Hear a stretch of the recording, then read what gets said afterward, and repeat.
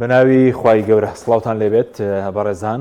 ئەم شەویش لە بەرنامەی ئەمڕۆ قسە لەسەر کێشەی داهاتی ناوخۆ و هەژماری من دەکەین لە نێوان وەزارەتی دارایی عێراق و حکوومەتی ماوە بەسەرچووی هەرێمی کوردستان دارەیەکی لەو لەمپەرانەی کە بە درێژایی ساڵی ڕابردوو و تاکو ئێستش کە بەردەوامە پرسی داهاتی ناوخۆی لە نێوان هەرێم و بەغداد کە بۆتە لەمپەر لە بەردەم موچە هەروە کێشەی لیستەکانی موچەیە بەڵام بە پلە یەکەم داهاتی ناوخۆ دواتریژی ئێستا داواکردنی ڕاستکردنی هەژماری منە بەوەی کە ڕاستەخۆ تەمیلی موچەی موچەخۆران بکرێت کە تاکو ئێستا حکوومەتی ماوە بەسەرچووی هەرێم بەوە ڕازی نەبووە قسە لەسەر ئەوە دەکەین کە سەرایەوەی کە ڕێکەوتن کراوە کاری چێکە پابەند نابن ئەرکەکان جێبەجێ ناکەن وەکێ کە هەم لە بواری نەوت کە ڕێکەوتن کرا ئێستارەکەەکانی جێبەجێ ناکەوە ئێستا کۆمپانیای نەوتەکان بوونەتە بڕیاردەر لەوەی کە نەوت تەسلیمی عێراق بکرێت یاخود ناو لەسەر داهاتی ناوخۆش بۆچی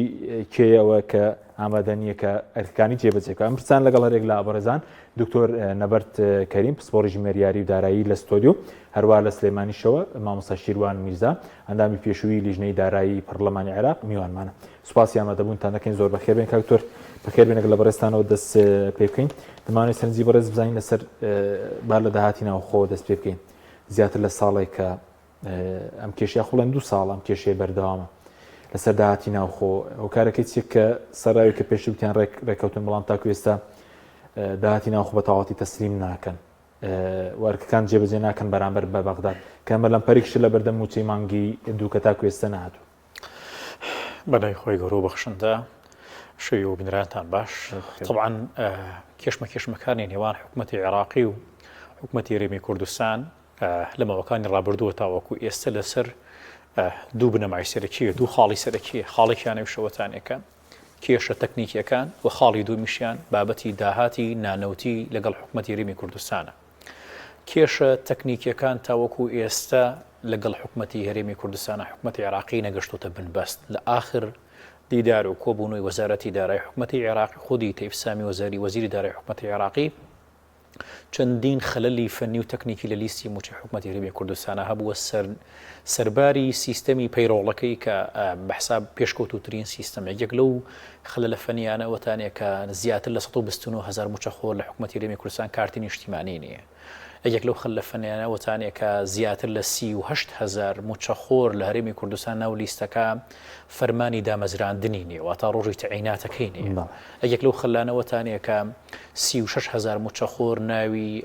چواری دایکی بوونی نییە نزیکەی 10,000 موچەخۆر ناوی چواری باوکیتیانە کەوا بوو ئەمە بە جۆر لە جۆرەکان ئەمە خەلە فەنیەکانە تاوەکو ئێستا حکوومەتی هەرێمی کوردستان نەیتوانێت چارەسەری بکات ساڵێکی خەڵکی ئەو لیستی موچە لەماوەی 100 ساڵ لەماوەی 34 ساڵە حکوومەتی هەرێمی کوردستان نەیتوانێت وەسیە لیستێکی موچەی ڕێکوپێک ئامادە بکات ئەمە بەشی دووهەم دوێن سەربەشی وەزماوی ڕابردەمی شووتیان کێشەکە چارەسەر کراوە کە پێوەستە بە لیستەکانی موچەمووی چارەسەر کراوە ئەی بۆ ئێستش چارەسەر نەکراوە ئەزانی کاک حەکیم حکوومەتی هەرێمی کوردستان دەسەڵاتدارانی هەرێمی کوردستان بە تایبەت بڵێن هیچ کاتێک بەقەت ئەم 4 مانگی ڕابردوو زەختێکی ئەو تۆیان لەسەر نەبووە من لە بەرنامەکانی ڕابردووە لەگەڵ جەنابتا باسم کردە بێت دەسەڵاتدارانی حکوومەتی هەرێمی کوردستان زۆر سپاسی تەیفسامی بکەن ئەمە ساڵێک بەر لە ئێستا بوو ئەویش بە خاتری ئەوەی کە ئەمانەی فێری سیستەمێکی حکومڕانی کردووە ئەزانی لە ماوەی 34 ساڵی حکوومەتی هەرێمی کوردستانە بەقەت ئەم دوو مانگە خۆیان بۆ ئامادەکردنی لیستێکی موچی ڕێکوپێک ماندوو نەکردووە لەم دوو سێ مانگە حکوومەتی هەرێمی کوردستان ئینسان بێوجدان نەبێ خۆیان ماندوو کرد بۆی لیستێکی پاک و پوختە ئامادە بکەن بەڵام هێشتا نەتوان ئامادەیکەن بۆچی بۆ وەڵامی پرسیارەکە تەویشەوەتان ئێمە جێیشێک لە بندیوارمان هەیە ئەم جێش حکوومەتی هەرێمی کوردستان ویستی پڕی بکاتەوە بە لێجێدانان بێ بە لە بریدانان بێ بندیوار و دوو موچە و نازام چەند موچەیەک ئەمە بوو بۆ هۆکارێک بۆی پەلە قاژەیەک یان بە پەلەکردنێک بکەن لە ڕێکخستنەوەی لیستەکە ئەم ڕێکخستنەوەش دیسانەوە ئەو نەواقسانی هەیە کە ئاماژەم پێ کردووە سەرنجامی کۆبوونەوەکانی لەگەڵ حکوومەتی عێراقیا بوو ئەمە بەشی دووهەمی کە سەبارەت بە داهاتی ناوخۆ حکوومەتی هەرێمی کوردستان هەتا وەکو ئێستا ڕوونی نەکردوێتەوە بۆ حکوومەتی عێراقی داهاتی ناوخۆی چەندە هەر مانگی ڕقەمێکەڵێ هەر مانگی ژمارەیەکەڵێ بێشک ئاساییە کە مانگانە داهاتی ناوخۆ کەم و زیاد بکە بەڵام بۆ شێوازە سەیرە کەمکردنە ینی قابلی قبوڵنیە لەلایەن حکوومەتی عێراقیەوە نەک لەلایەن حکوومەتی عێراقیەوە لەلایەن هاوڵاتیەکیشەوە حکوومەتی هەرێمی کوردستان هەتاوەکو ئەو دەمەی خۆی نەوتی فرۆشتووە بە سەریحی ئاماژەی بەوە کردو مانگانە نزیکەی 400 ملیار داهاتی نانەوتیە بووە 400 ملیار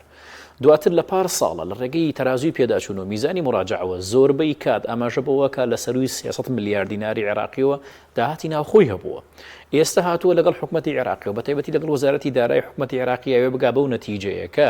داهاتی نانەوتی لە حکوومەت یەریمی کوردستانە بۆ یەک مانگ 100 ملیار دینارە. ئەم 100 ملیارە ئامادەیە پەنجەی ڕادستی حکوومەتی عێراقی بکە و 50 بۆ خەرجەکانی وەزارەکانی خۆی بۆ نمونە تەرخان بکە. حکوومەتی عێراقی بەم ژمارەیە ڕازی نییە، بەم ژمارەیە قایل نییە. دوو هەڵبژاردەی لە بەردەسایە، دوو ئۆپشین لە بەردەسایە. ئەوەی کە من زانایم لە بەردەسایە کۆتا موناقەشە لەگەڵ لیژنەکانی وەزارەتی دارایی کە ئێستا لە بەغدادن باس لەوە ئەکرێت کە لای کەمی ئەم 50 ملیارە بەرز بکرێتەوە بۆ نزیکەی 90 ملیار دینار، واتە کۆی داهاتی نانەوتی لە حکوومەتی یەرێمی کوردستانە نزیک بکرێتەوە لە 180 ملیار دینار بۆ 200 ملیار. 100 ملیاری بۆ حکوومەتی یەرێمی کوردستان، 100 ملیاریان بۆ 90 ملیاری بۆ حکوومەتی عێراقی بۆ ئەوەی کە تەکمیلەی بودجەی موچەی یەرێمی کوردستان بکرێت. ئەمە خاڵێکە کە لەسەر داهاتەکە ڕێک ناکەون حکوومەتی یەرێمی کوردستان ئاماژە بۆ کە من 50 ملیارت بۆ نێرم 50 بۆ ئێسێلاکی مەحەلیەم 50 ملیارە بەڕاستی هیچ منطقی نییە بەلای حکوومەتی عێراقی و وەزارەتی دارایی و ئەمەش بووە لەمپەرێک بۆ ئەوەی کە حکوومەتی عێراقی بیانوویەکی لە بەردەسابێ یان وەزارەتی دارایی بیانوویەکی لە بەردەسابێ. بیانە تەکنیکیەکەی ڕێک بە دوورستی و بەڕقام و داتا لە بەردەسایە. بیانوێ بۆ نمونە داهاتە نانەوتێکەشی دیسانەوە لە بەردەسایە کە ئاماژە بەوە کە داهاتی نانەوتی لە هەرێمی کوردستانە 100 ملیار نیە بگرە نزیکە بێتەوە لە 200 ملیار بە پێچی. طبعاً کار حکیمە لە ماکانی ڕابردووە حکوومەتی یەرێمی کوردستان خۆی ئاماژە بەوە کە 88 ملیار بۆ 90 ملیار ڕادستی حکوومەتی عێراقیەکە. ئێستا تۆ داواکە ئەڵێ 50 ملیاریان 51 ملیار ڕادستی حکوومەتی عێراقیەکەم بۆی حکوومەتی عێراقی ئەمە ڕەفزەکاتەوە. هەندێک کات ئەگەر یەکەیە بۆ ئەوەی کە حکوومەتی عێراقی تەواوی داهاتی نانەوتی حکوومەتی یەرێمی کوردستان وەربگرێ، خۆی لە سا 50 بخاتە سەر پشکی بودجەی موچە و لە سا 50 بێتەوە حکوومەتی یەرێمی کوردستان. پیاسای کارگەری دارایی کە ساڵ 2019 دەرچووە ئەو کاتەژ نێردرا پەرلەمانی عێراق کە فواد حوسێن وەزیری دارایی عێراق بوو. یعنی دەبێ هەموو داهاتەکان ڕادستی بەغدا بکرێ بە پێی یاسای اینجا بری لە 150 بدرێتەوە بەهریم و لە 150 بۆ خۆیان بگێڕنەوە. طبعاً کە حکیمە لە داهات لە عێراق بە پێی دەستور و بە پێی قانونە مالیەکان دوو جۆری داهاتمان هەیە. داهاتی فیدراڵیمان هەیە کە بێ بگەڕێتەوە بۆ مرکز و داهاتی نافیدراڵیشمان هەیە. داهاتی نافیدراڵیەکان وەکەوەی کە محافەزاتەکان یان ئەقالیمەکان خۆیان داهاتێکی نافیدراڵیان هەیە بە پێی سروشتی محافەزاتەکە و داهاتە وەکو خەرجیەک بۆ محافەزاتەکان بۆ ئەقلیمەکە خۆی خەرجەکرێ. ئەمما داهاتە فیدراڵیەکان دەستوری و یاساییە کە ئەبێ بگەڕێتەوە مرکز و لە ڕێگەی مرکزەوە تەوزیعاتی بۆ بکرێت، چونکە ئەم داهاتە فیدراڵیانە ئەبێ بخرێتە سەر بودجەی حکوومەتی کە فیدراڵ دواتر لە ڕێگەی ئەم بودجەوە تەخصاتی بۆ بکرێت بۆ سەرجەم پارێزگاکان و ئەقالیمەکان لە ڕێگەی ئەو تەخصاتەی کە لە بودجەکانە بۆیان دابین کراوە. ئێستا حکوومەتی یەرێمی کوردستان بە جۆر لە جۆرەکان ئامادەی تایە ئەمەی کە ئاماژەی پێ ئەکری ئەمە تەنها وەکو داهاتە فیدراڵیەکان سەیرەکرێ. ئەمما بۆ نمونە داهاتە نافیدراڵیەکان تۆ سەیری کە ئەم هەموو ڕسومات و باجەزە بەلاحی کە بەسەر هاوڵاتیانی هەرێمی کوردستانە سەپێنراوە ئەمانەی چەند داهاتی فیدراڵی نین، واتە لە ڕێگەی دەستور و یاسای حکوومەتی عێراقیەوە نەسەپێنراوە بەسەر هاوڵاتیانە. تۆ سەیری کە لە ڕسومات و باجی بۆ نمونە وەزارەتی ناوخۆ بە تایبەتی بەڕێوەبەراتی گشتیات و چۆکانی حکوومەتی هەرێمی کوردستان تەواوی ئەو باجانەی کە وەرەگیرێ ئەو ڕسوماتانەی کە من بەڕاستی پێتی بڵێم دوێنێ شەو لەگەڵ برادێکی خۆما بووم ئاماژەی بەوە کرد کە ڕۆشتووە بۆ وەرگرتنەوەی تابلۆی ئۆتۆمبیلەکەی بڕواتە بێ باسی لە 34 ڕسومات کرد کە هەر یعنی فەزاحەتی مالیەیە کە نازانی بە ئەمانە هەر یعنی لە سەرانش تەجاوزی کردەوە بۆتە عنتەریات و مافیایەتی. یعنی باسی لەوە کرد کە 15,000 عمولەی لێ وەرگیراوە. عمولە طبعاً بەس بۆ گۆڕینەوەی دراوە کرێ بۆ گۆڕینەوەی پارە لە سیستەمی محاسبیە. ئەویت لە کابینەیەکە لە بەڕێوەبەرایەتی گشتیات و چوی پارێزگای سلێمانی 15,000 عمولەم لێ وەرگیراوە نەشتم زانیوە بۆچی بووە. 10,000 نازانم شتیم لێ وەرگیراوە، 3,000 نازانم کۆدم لێ وەرگیراوە. یعنی دنیایەک باج و ڕسوماتیان سەپاندووە بەسەر هاوڵاتیانی هەرێمی کوردستانە لە کاتێکدا ئەم باج و ڕسوماتە نڕۆتە خەزینەی گشتی حکوومەتەوە. کاتێک نڕۆتە خەزینەی گشتی حکوومەتەوە کەوابوو نابێتە داهاتێک بۆ حکوومەتی هەرێمی کوردستان بێت نەبێت داهاتێکیش بۆ حکوومەتی عێراقی کەوابوو پرسیارەکە لێرەوەیە ئەم باج و ڕسوماتە ئەگەر سەرانە نەبێ بۆچی ناگەڕێتەوە بۆ خەزینەی گشتی حکوومەتی هەرێمی کوردستانیان بگرێتەوە بۆ خەزینەی گشتی حکوومەتی عێراقی بۆی بێتە هۆکارێک بۆی کە پشکی موچەی حکوومەتی هەرێمی کوردستان و وڵاتیانی هەرێمی کوردستان ئەوەندە ڕوبڕووی کێشە و مەشاکل نەبێتەوە. باشە بەسەوەر بەداتی ناوخۆ پێ دوای کەی بەتەواو دەسەڵاتداران هەرێم پابەند دەبن بەوەی کە بۆ نمونە باز دەکە داوای 100 بۆ 150 ملیار دەکەن کەی پێ دوای بە تەواوەتی پابەند دەبن ئەرکەکانی خۆیان جێبەجێ دەکەن دەسەڵاتدارانی هەرێم بۆی کە نەبێتە کێشەش لە بەردەمی موچەی موچە خۆران چونکە سەیەکێک لەم پەرەکان من بڕوان بەوە هەیە کە سیستەمی موچە هەموو خەلە لە فەنیەکانی تەجاوز کرد و تێپەڕان و حکومەتی عێراقی تەزیقی کرد لیستی موچەکە بە تەواوەتی پاکتا و پاکرایەوە کێشەی هەرە گەورە لە نێوانی حکومەتی عێراقی و حکومەتی یاریمی کوردستانە لە ستێپەکانی داهاتووە لە ماڵەکانی داهاتووە تەنها داهاتی نانەوتیە چونکە ئێستا حکومەتی یاریمی کوردستان و حکومەتی عێراقی لەسەر سێ خاڵ کێشەیان هەیە کێشە تەکنیکیەکان سەبارەت بە لیستی موچەی خەرجەکانی موچەخۆرانی یاریمی کوردستان کێشەی داهاتی نانەوتی و کێشەی داهاتی نەوتی حکومەتی عێراقی داهاتی نەوتیەوە یەکلا کردووەتەوە کە ڕەنگە لە ماوەکانی ڕابردووە نەماوەکانی داهاتووە نەوتی یاریمی کوردستان هەردە بکرێ کە ئەمە کێشەکە یەکلا بۆتەوە حکومەتی عێراقی خۆی خاوەنداریەتیەکە لیستی موچەش ئەم مانگە نەبێ مانگی داهاتوو بێ هەموو خەر لە فەنەکان تەجاوزەکە و تێپەڕێنێ ئەوەی ئەمێنێتەوە کە سەرچاوی کێشەیە بۆ ماڵەکانی داهاتوو لە نێوانی حکومەتی یاریمی کوردستان و حکومەتی عێراقیە تەنها داهاتی نانەوتیە ومن بڕواشم بەوە هەیە ئەم عەقڵێت لە دەسەڵاتدارانی هەرێمی کوردستان تاکووە تا خاڵ شەڕ لەسەر ئەوەکەن کە داهاتی نانەوتی کەمترین داهاتی نانەوتی ڕادەستی حکومەتی عێراقی بکەن و خۆیان بتوانن خۆیان و کۆمپانیەکانیان زۆرترین پشتیان لە داهاتی نانەوتی وەربگرێتەوە بۆیە ئەگەر قرار بێ حکومەتی یاریمی کوردستان سەرجەم داهات نانەوتیەکان ڕادەستی حکومەتی عێراقی بکە بڕوان بەوە هەیە ئەو کاتە ئەگەر هەر مشکلەیەک وەرکێشەیەک هاتە پێشەوە ئەو دەمە ئێمەش هەڵوێستی پێشمەرگیانی ڕاگەێنین ئەڵێن دژی حکومەتی عێراقین و حکومەتی عێراقی خراپە بەرامبەر موچەخۆرانی یاریمی کوردستان لەسەرەوە بریکاری وەزیری دارایی عێراق ئەمڕۆنامەیەکی بڵاو کردوەوە باز دەکات دوو جار لەسەر میلەتەکەی بڕیاری چارنووسازی داوە یەکەمیان ئەوەیە کە ئێستا لەسەر موچە دەستی لە کار کێشاوەتەوە بۆتە لە مەقاڵی لەگەڵ تەیب سامی دووش لە کاتی ریفراندۆم و ئامادەنەوە بکشێتەوە لە حکومەت بۆی کە حکومەتەکە نیساب لە دەست نەدا و هەڵنەوەشێتەوە لەسەرچی خوێندنەوەچی بۆ نامەکەی کەم ڕۆبڵاوی کردبووە واللهی پێم وابێ ئەو نامەی کە بریکاری وەزیری دارایی حکومەتی عێراقی بڵاوی کردوێتەوە وەڵامەکەی لەلایەن خەڵکەوە وەرگرت ئەگەر فیدباکیە بکەی بۆ قسەی خەڵکی و هەردوو هەڵوێستەکەشی ئەوەی کە من تێگەیشت بێتم جارێکیان کە بەڕێزیان لەسەر پشکی بزوتنەوەی گۆڕان بوو بۆ وەزیری دارایی دواتر پێم وابێت بە ئیعلانکردن خۆی ئیعلانی کردووە کە سەنگەری حیزبایەتی و بیرکردنەوە ئایدیای خۆی گۆڕیوە لە نێوان بزوتنەوەی گۆڕان و ڕۆشتوتە ناو پارتی دیموکراتی کوردستان کەوا بوو بە دوای تەوژمەکان بە دوای هەنگاوەکانی پارتی دیموکراتی کوردستانە هەنگاوی هەڵنا ئەمەی ئێستاشی تا ئێستا بەو شێوازەقا ڕوون نەبووەتەوە کە کێشەکان لە پێن ئەو کێشانی کرد لەگەڵ وەزیری دارایی حکومەتی عێراقیە هەی بووە کێشەکە لەسەر بنەمایەکی دەستوری و یاسایی بووە یان کێشەکە لەسەر ئەو بنەمایە بووە کە ئەمان نایەن ئەوێ داهاتی نانەوتی ڕادەست بکەن چونکە سەرباری هەموو کێشە و مەشاکلەکان کە لە حکومەتی عێراقیە هەیە سەرباری هەموو ئەو عەقڵێتەی کە ئیداری حکومەتی عێراقی ئەدات کە ئایا یاسا جێبەجێیەکە یان جێبەجێ ناکام لە کۆتاییە کۆمەڵی خاڵ و بنەما هەیە کە حکومەتی عێراقی ئینسان نەتوانێت شڕی لەگەڵ بکاویش بنەمای دەستوری و یاسایی و کارگێڕیە من نازانم ئەو بریکارە وەزیرانەی دارایی کە لەلایەن پارتی دیموکراتی کوردستانەوە دەستنیشان نەکرێت بۆ حکومەتی عێراقی بۆ ناتوانن بە شێوازە ئیداری و یاساییەکەی بەردەوام بن لەسەر وەزیفەکەی خۆیان چونکە لە کەمتر لە چەند مانگێک ئەمە دوو بریکاری وەزیر نەتوانێت ئیدامە بەکارە کارگێڕی و یاساییەکانی خۆی با لە چوارچێوەی ئۆزارە تازانی کاک حەکیم جەنابەت ئێستا لەم دامەزراوەی ئەم دامەزراوەیە کۆمەڵێک بنەمای خۆی هەیە تۆ ئەگەر بتەوێت بە بنەماکانی خۆت هەڵڵنگا و بنەی لەناو ئەم دامەزراوەیە جێت نابێتەوە یعنی ئەمان بە یەک منطق بیرەکەنەوە ئەو شێوازە ئیدارەدانی کە لە هەرێمی کوردستانە هەیە شێوازی ئیدارەدان نییە یعنی بڕوات هەبێ پارتی وێکیەتی خاوەنی داهێنانێکن لە ئیدارەدانی دەوڵەتە کە لە دنیا بوونی نییە ئەم شێوازە ئیدارەدانە ڕێک ئیداری عایلەی پێوترێ ئیداری قەبیلەیش ناویسە بۆ نمونە ئەمانە گەرەوە قەبیلە بیر بکەنەوە لە کۆتایە قەبیلەکەشیان شتێک مستەفیدە بن لەو داهاتێک کە لە بەردەستیانەیە بەڵام ئەمانە ڕێک بە شێوازێکی ئیدارەدانی عایلەی بیرەکاتەوە یعنی بۆ نمونە ئێستا سەیری بکە پارتی دیموکراتی کوردستان لە بەشی خۆی یەکێتی دیموکراتی کوردستان لە بەشی خۆی لەناو عایلەکانیانە وازانن تەواوی سەروەت و سامانی وڵاتە پەیوەندیدارە بە خودی عایلەکەی خۆیەوە تۆ سەیری کە هەرچی داهات هەیە ئامادەی یعنی بۆ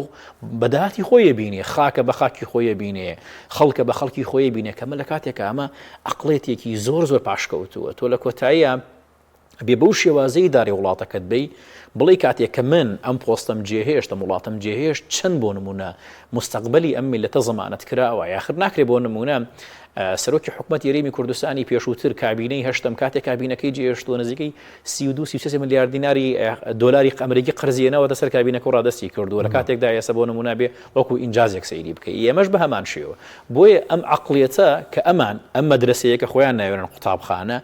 کە تەلەبەی یان فێرخوازی ئەم قوتابخانەیەن کاتێک کەچنە ناو سیستەم و ئیدارەوە بیرەکەنەوە کە ئەم سیستەم و ئیدارە یاسا و بنەما و ڕێکاری خۆی هەیە جێ نابێتەوە کە جێ نەبوویەوە سەرنجام وەکو مەکرەمەیەکی فرۆشتە با وڵاتی هەرێمی کوردستان کە ئەو لە پێناوی قوت و موچەی وڵاتی هەرێمی کوردستان شەڕی کردو باشە لە پێناوی قوت و موچەی وڵاتی هەرێمی کوردستان شەڕکراوە لەگەڵ تەیف سامی لەسەر ئەو دیدارە بووە کە بریکاری وەزیری دارایی لەگەڵ تەیف سامی کردبووی ڕاگەنداوێکی لە لاپەڕی خۆی لە تۆڕی کۆمەڵاتی فەیسبووک وڵاکوەوە باسی لەوە کردبوو کە هەرێم پابەندەکانی جێبەجێ کردووە پێویستە بە پێی دەستوریش موچە بدرێ و ئەوانە لەسەر ئەوە کێشیان لێ دروست بوو لەگەڵ تەیف سامی ئەزانی ڕاست ناکە بۆ ڕاست ناکە من هەردوو قسەی خۆی بۆ نمونە هێنمەوە لە کەناڵێکی تەلەڤیزیۆنی لەم پارێزگایە خۆی ئاماژە بەوە کات لە بەرنامەکانیان بەرنامەیەکی ئاماژە بەوە کە داهاتی نەنوتی لە هەرێمی کوردستانە زیاتر لە 400 ملیارد دیناری عێراقی خۆی باز دەکات خۆی باسیەکە ئەو ڤیدۆکەش مەوجودە و تاوەکوی ئێستا ماوە ئاماژە بەوە کە زیاتر لە 400 ملیارد دیناری عێراقی داهاتی نەنوتیە لە هەرێمی کوردستانە باشە تۆ ئێستا لەم 400 ملیارە ڕێک ڕاستەوخۆتی تەخوارەوە وەڵی نەخێر 100 ملیارد دینار داهاتی نەنوتیە لە هەرێمی کوردستانە 50 بوو ئێوە 50 بۆ خۆمان کەوا بوو ئەم ئێوەی ڕەوایەتی بەوە بدرێ کاک حەکیم 350 ملیارد دیناری مانگانە داهاتی نەنوتی هاوڵاتیان هەرێمی کوردستان بۆم حیزبانە بڕوە ئەخر من لەکوێ دنیا جێ بێتەوە یعنی منطقی تایە تۆ ئەتەوێ 350 ملیارد داهاتی نانەوتی بەڕەوا بۆ خۆ دەبینیت و وەزارەتی دارایی حکومەتی عێراقی تاوانبار بکەی بەوەی کە موچەی حکومەتی هەرێمی کوردستان و موچەخۆرانی حکومەتی هەرێمی کوردستان نانێرێ کاکە ئەمە ئەرقامەکانن ئەمە ژمارەکانن یعنی تۆ کاتێک ئەم ئەرقامان و ئەم ژماران ئەخرێتە سەر مێزی گفتوگۆ لەگەڵ وەزارەتی دارایی حکومەتی عێراقی نابێ بیرمان بچێت تەیف سامی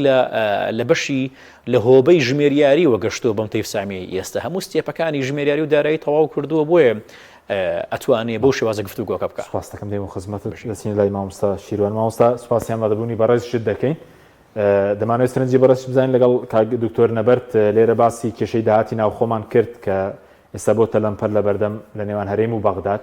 دەمانوێت سەرنجی بەڕێز بزانین سەبارەت بە داهاتی ناوخۆ و لە سەردەمی ئێوەشدا یاسای ئیدارەی مالی چۆ بواری جێبەجێکردنەوە یاخود لە پەرلەمان دەنگی لەسەردا بە پێوی یاسایە دەبێت داهاتی ناوخۆ چۆن مامەڵەی لەگەڵدا بکرێ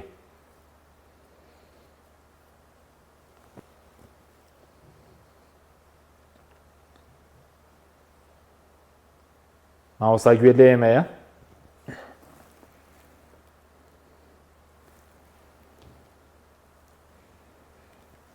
مامۆستا شیروان گوێ لێ ئێمەیە بەڵێ دێمەوە لاتان مامۆستا دیارە دەنگی ئێمە ناگاتە لای مامۆستا کاکتۆر سەبارەت بە پرسێکی تر ئەوێژەوەی بۆ تێکێشە مەسەلەی هەژماری منە لە بینی هەرێم و بەغداد کە ئێستا تەیف سامی داوای ڕادەستکردنی دەکات هەیەەوە بەکوێ دەگا ئەگەر جێبەجێ بکرێت لە خزمەتی موچەخۆرانە یاخود لە زیانیان طبعا لە ماوەکانی ڕابردووە محکەمەی فیدراڵی بڕیارێکی دەرکرد کە لە ئاخر بڕیاری ئاماژە بەوە کە ئاکرێت تەمویلەکان لە ڕێگەی بانکە ئەهلیەکانیشەوە بێت کە بەداخەوە ئەو بڕیارە پێچەوانەی بڕیارە سەرەتایەکی خۆی بوو کە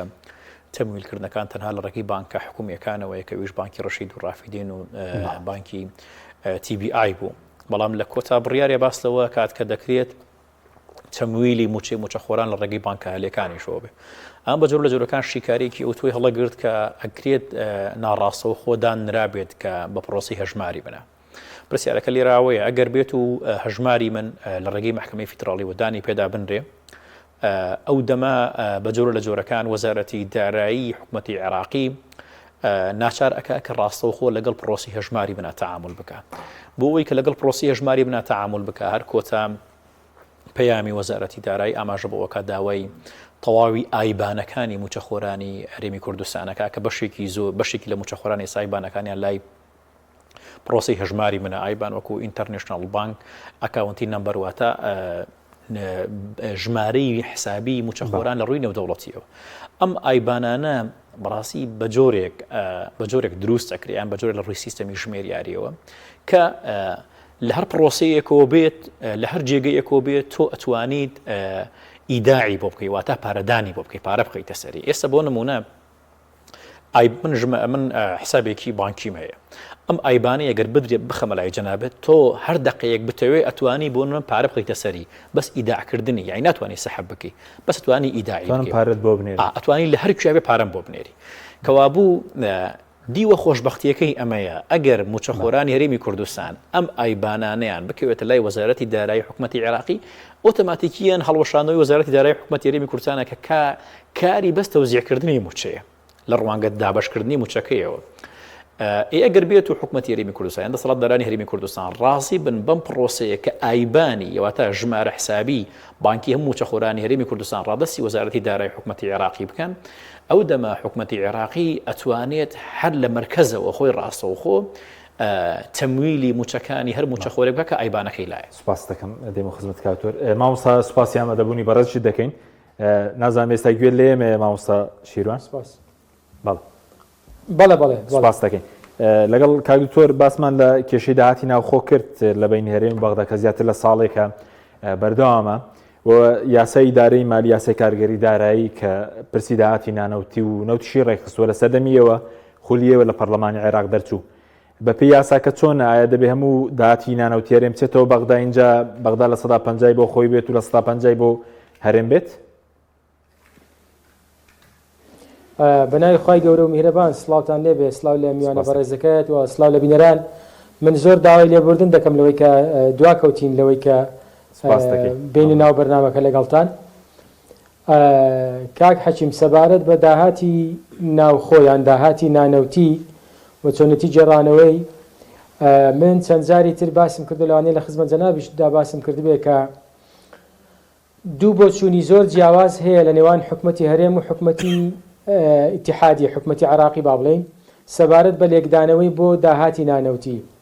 قانونی ئیدارەی مالی وەکو قانونی یاساکە بەم شێوەیە هەموو ئەو داهاتانەی کە داهاتی گشتین دەگەڕێنەوە خەزێنەی دەوڵەت جگە لە داهات هەندێک داهاتی شارەوانیەکان و هەندێک داهاتی محەلی کە بۆ شوێنەکە خۆی دەبێت هەموو ئەو داهاتانەی تر دەبێت بگەڕێتەوە مەرکەز بگەڕێتەوە خەزێنەی گشتی ناو وەزارەتی دارایی پاشان لە بەشێک لەو داهاتانە داهاتی فیدراڵین لە 150 دەگەڕێتەوە بۆ هەرێمی کوردستان وەکو هەرێم یان بۆ پارێزگانەی ئەگەر پارێزگا بێ بە نمونە ئەمە بۆچوونی حکوومەتی عراقیە لەسەر داهاتی نانەوتی طبعاً لەسەر ئەوە ساسە زۆر جار نەرمی دەنوێنرێ ڕێککەوتن دەکرێت بەڵام هەموو جارێ کە دەگەڕێنەوە سەر ئەسڵەکەی خۆیان دەڵێن کاکە قانونی ئیدارەی مالی بەم شێوەیە هەموو داهاتی ناوخۆمان بۆ بنێرن ئەمە قانونی ئیدارەی مالی لە ڕاستیدا بەڵام بۆچوونی حکوومەتی هەرێم لەسەر ئەم بابەتە جیاوازە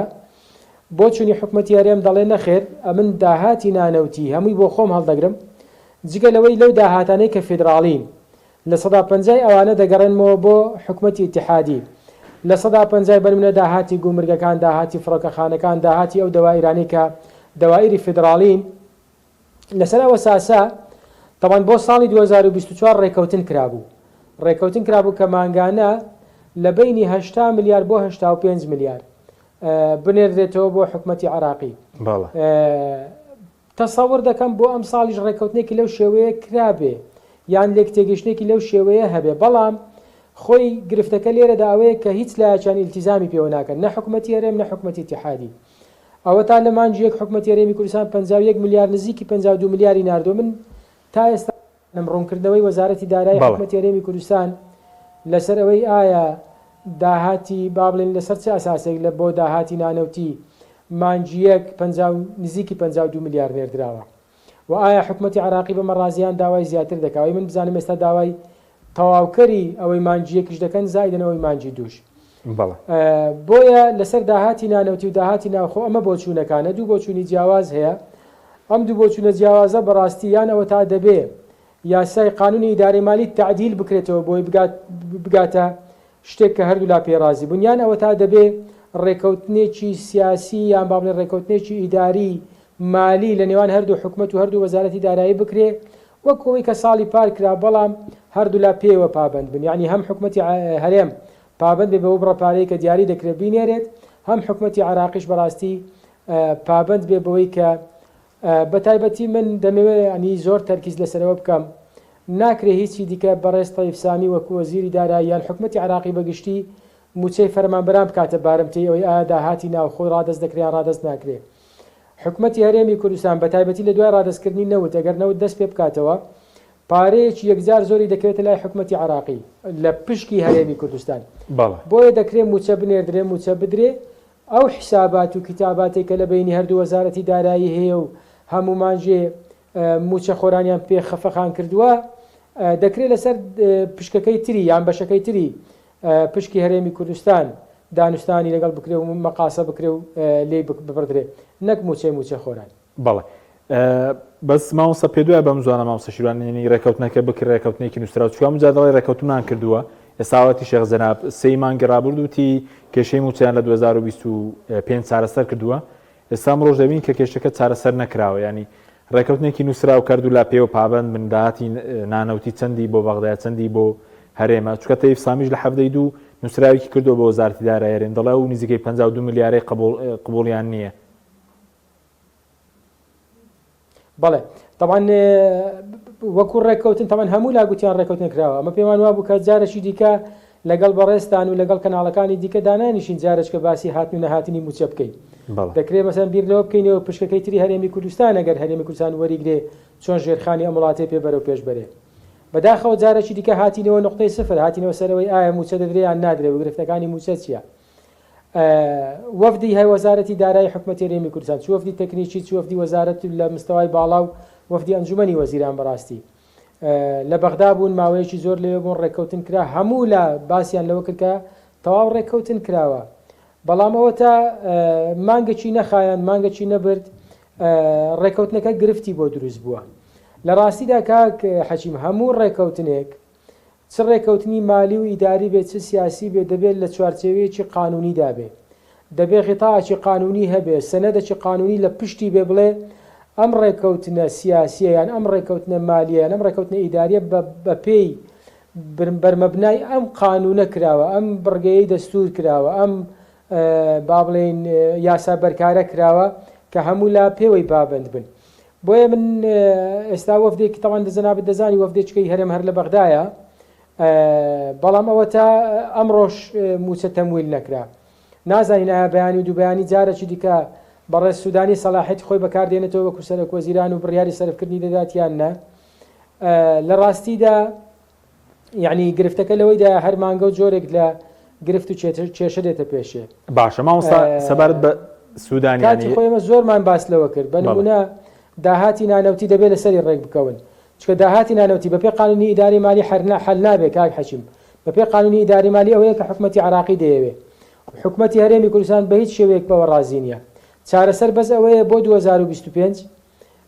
ڕێککەوتن لەسەر بڕی پارەکەی بکرێ بە تەقدیرات و هەوڵدەن یان ئەوە تا یاساکە تعدیل بکەنەوە یان لە موازنەی داهاتوو بڕگەیەک دابنێن شتێک دابنێن کە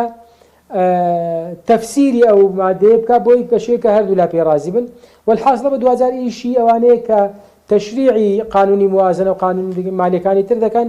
چارەسەری ئەم گرفتە بکەن ئەگەرنا بابەتی تەوزیعکردن و تەوزیعکردنی داهاتی نانەوتی لە نێوان هەرێم و بەغدا تا ئێستا کێشەیەکی گەورەیە. بەڵێ باشە مامۆستا سەبارەت بەوەی کە بەڕێز تەیف سامی دەتوانێت بەبێەوەی کە داهاتی ناو خۆ تەسلیم کرێ موچە بنێرێ چکە لە بڕیارەکەی دادگای فیدراڵی ڕاستکردنی داهاتی ناوخۆی تێدا داهاتی نانەوتی تێدایە لە بڕگەکانی یاسای بودجە کاتێک باسی نردنی پشکی هەرێم دەکرێت ڕاستکردنی 400,000 بەرمیلی تێدایە ڕاستکردنی داهاتی ناوخۆی دەتوانێت وەکو ینی بەوێ گەڕانەوە بۆ سوودانیەوە بکات یعنی ئەگەر یاساکە وەکو خۆی جێبەجێ بکرێ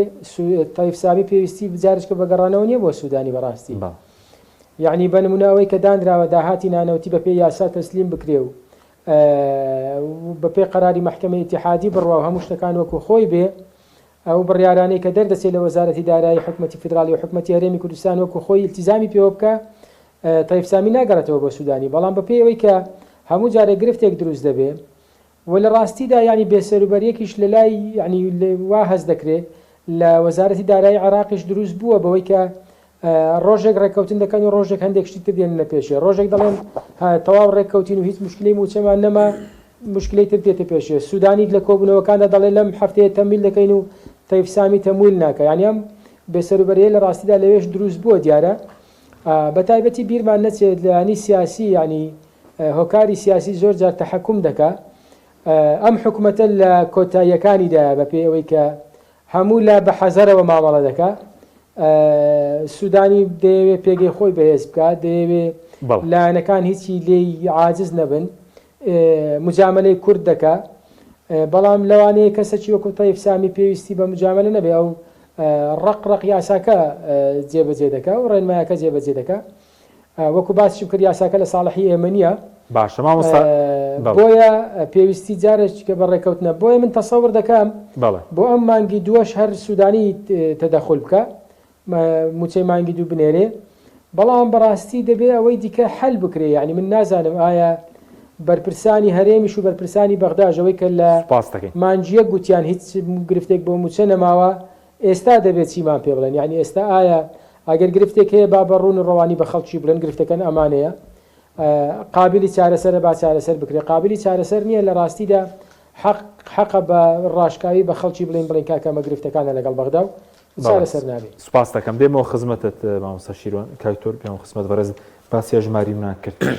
بەبڕچوونی بەڕێز داواکاریەتی سامی کە ئەگەر هەژماری من ڕاستی عێراق بکرێ بکاتە ڕۆڵی وەزارەتی دارایی هەرێم نابێنێ لە خزمەتی موچەخۆرانە بۆ ئەوەیە داواکارێکە ڕاستەوە خۆ پارەکە لە بەغدا و تەمیل بکرێت. طبعا ئامادەکردنی لیستی موچەخۆران لە هەرێمی کوردستان لە حکوومەتی عێراقیە لە ڕۆی ئیداریەکەیەوە لە ڕووە داراییەکەیشەوە هەر پێویستی بە فلتەری وەزارەت هەیە یعنی بۆ نمونە ئامادەکردنی لیستی موچە ئامادەکردنی لیستی موچەکە بەڵام وەکو ئیداعکردنەکەی ئەو کاتە پێویستی بەوە نییە کە تۆ التزاماتی وەزارەتی دارایی حکوومەتی هەرێمی کوردستان جێبەجێ بکەی بۆەوەی کە موچەکەت وەربگری یعنی تۆ ببینە کاک حەکیم ئێستا موچەخۆر هەیە لە پارێزگای سلێمانیە ڕاستەوخۆ بانکانە لەلایەن حکوومەتی عێراقی و تەمویل دەکرێتەوە ڕۆ لە ڕێگەی حسابانکیەکەوە توانێت لە هەر ئەیTMێک کە عێراق تەمویلی بک و ڕاستەوخۆ موچەکەی ڕائکێشی کەوا منفەز دوکانی ئاڵوگۆڕ دراوە بڵێ کەوا بۆ نمونەیە ئێستا گەربێت و هەموو ئایبانەکان واتە ژمارە بانکیەکانی موچەخۆرانی حکوومەتی هەرێمی کوردستان بکە دەستی حکوومەتی عێراقی ئەو دەمە بڕوان بەوە هەیە کە حکوومەتی عێراقی خۆی ڕاستەوخۆ تەمویلی موچەخۆرەکان بکات جاجگە لەمە ئەو سیستەمی پایرۆڵەی کە حکوومەتی هەرێمی کوردستان ڕادستی حکوومەتی عێراقی کردووە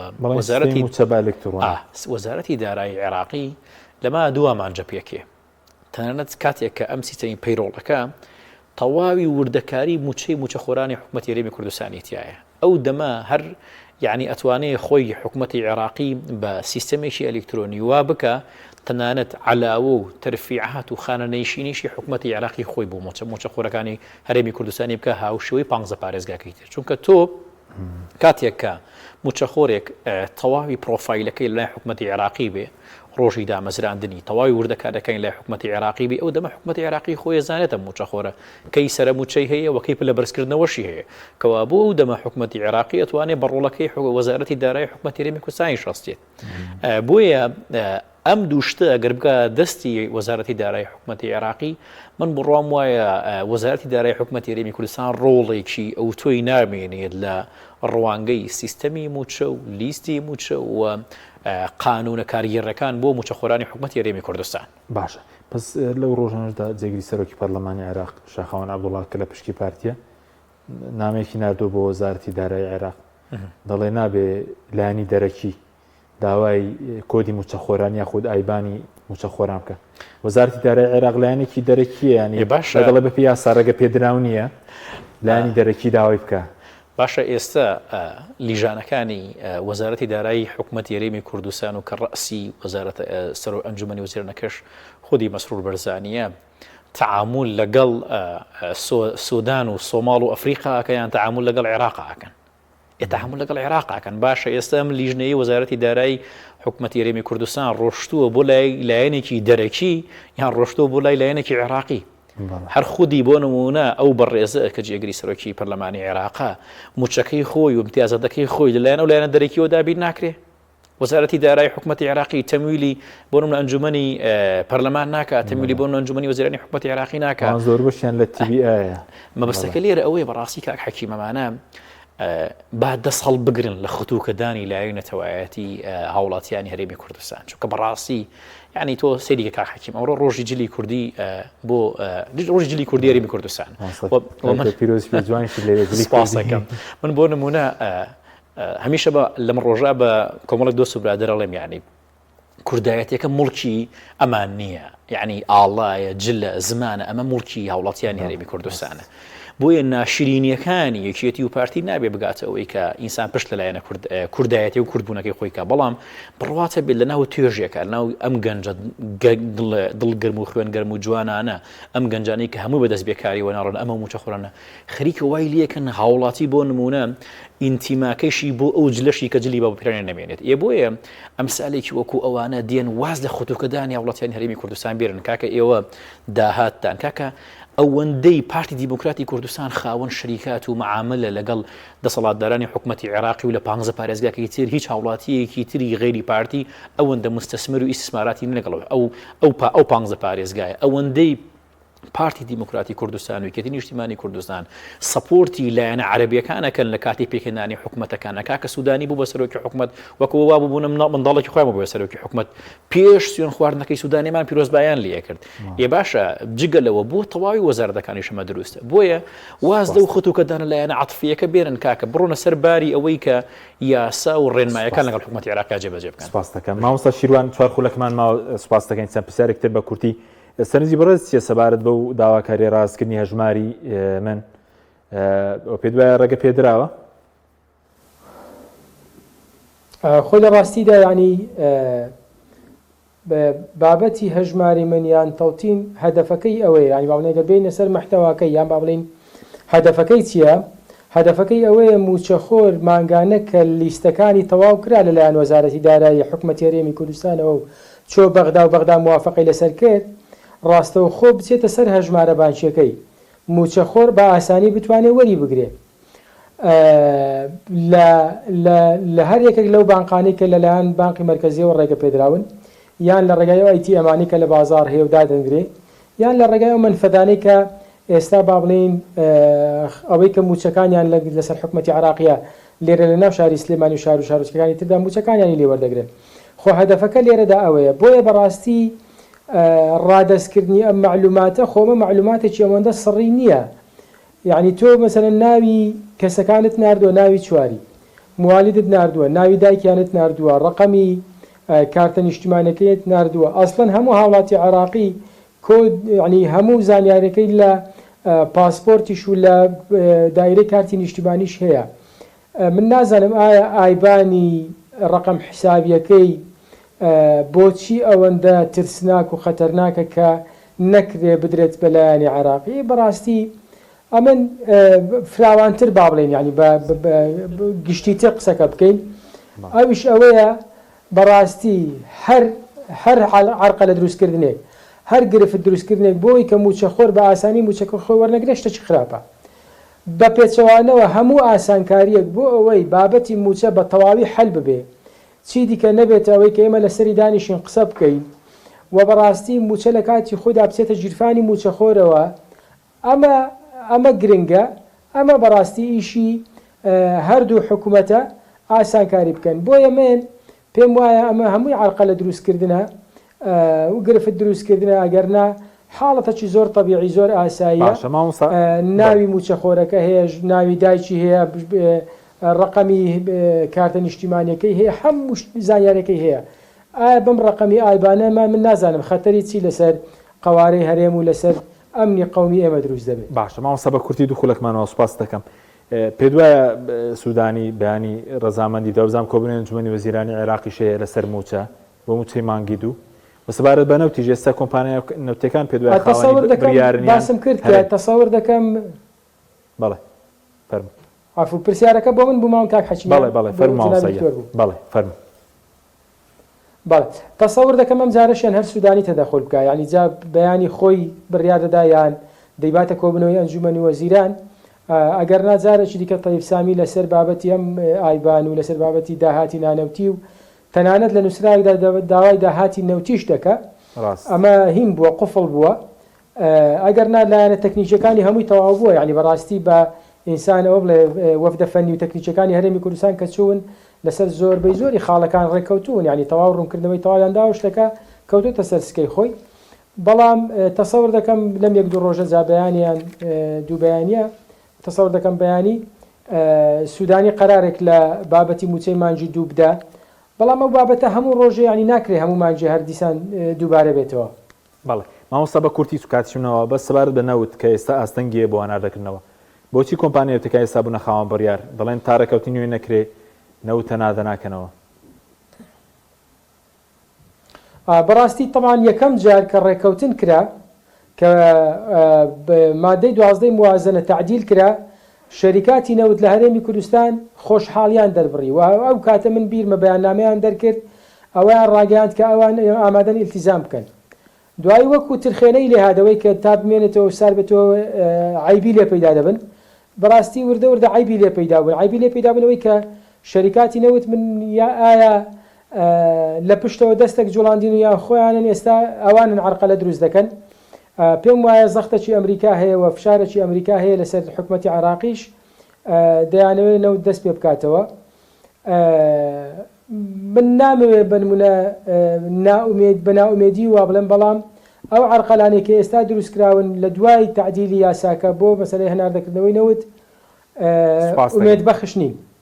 سپاس دەکەین مامۆستا شیروان میرزا لە سلێمانی سوپاسیان بەدەبوون دەکەین هەر دکتۆر نەبەردکەریم لەسەوەی سوپاسی جەنابیش دەکەین. سوپاس بۆ میلەرانی بەڕێ سوپاس بۆ هاوکارانم خواتان لەگەڵ.